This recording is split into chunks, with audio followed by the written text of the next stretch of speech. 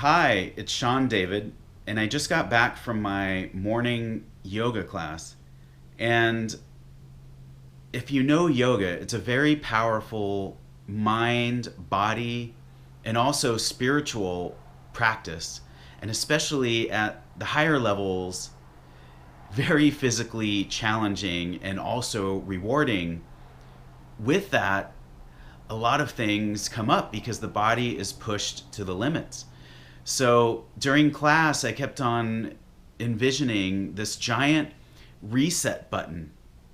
And I decided to press it, to press that reset button.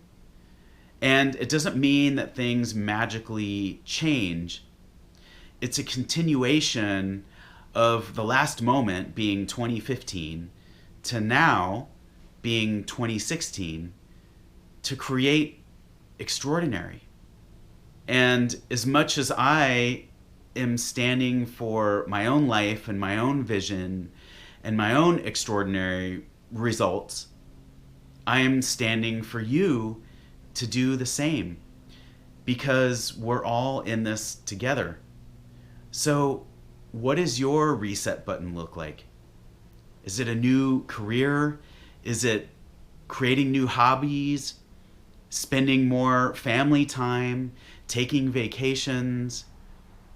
What does your reset button look like? Because each one of us is meant for greatness. And it doesn't have to look big or grand. It can just be that extraordinary that is your life.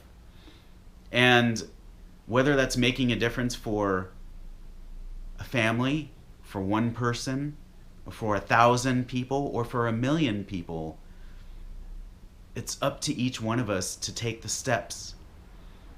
And that's what's beautiful about that reset button is it's time to take the steps, even if it's baby steps.